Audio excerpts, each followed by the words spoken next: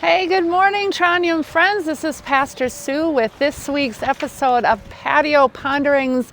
And today, my patio is at the entrance of the church. I love all the holiday decorations with the wreaths and the greens, and I'm really grateful for those that make sure that everything's looking festive for the Christmas holiday. So this past week in church, we spent a lot of time in Luke in the story of Elizabeth and, of course, the story of Mary. But we also had a reading from Isaiah, which I don't want to overlook. And it might be one that you're familiar with, but this is from Isaiah chapter 9. This is verses 6 and 7. A child is born to us, a son is given to us, and authority will be on his shoulders. He will be named Wonderful Counselor, Mighty God, Eternal Father, Prince of Peace.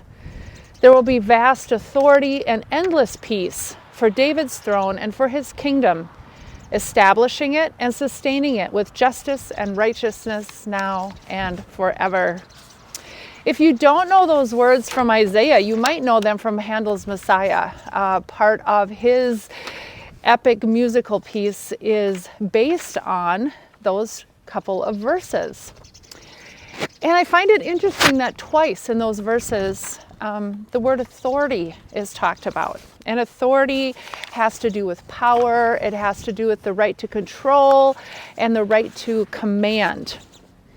And we think about all the places that we see authority in our world. We see authority from the time we're young in our parents, in our teachers, our coaches, our supervisors at work.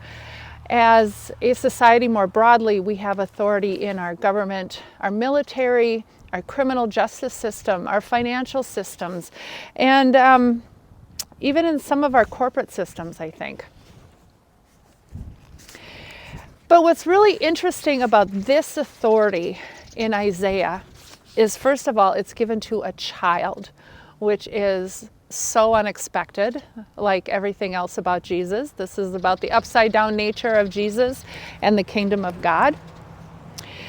But it's an authority that is brought about not through violence, not through some kind of physical strength or might, not brought about by coercion of any kind. It is brought about through peace and through justice. That's not the kind of authority that we are used to seeing. In our world and in our society anywhere. And I think we sure could use it. This feels like a very unpeaceful time. We are deeply polarized.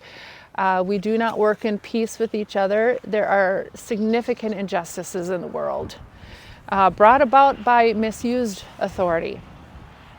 And so what I've been pondering is, first of all, asking the question, who or what in our world is working for peace by bringing about justice? Who in this world is bringing about peace through justice? Who are those people? Who are those organizations? What are those forces in our world that are working in that direction? And second, how can we think about giving those people, those organizations, those movements authority to do more? Because the authority given in all the aspects of our world right now are authorities, at least in our country, right? They're authorities that government has, military has, corporations have, because we give them authority. So what would it look like if we invested our authority elsewhere, if we gave permission for other forces in our culture to have authority in order to bring about the peace that comes in and through Jesus Christ? That's a big question to ponder, but it is at the core of the Christmas story, that this child comes to bring peace through justice, and that is the good news. May we all live this good news with those around us. Well, peace be with you this day. Have a wonderful day, and we'll see you Sunday. Bye.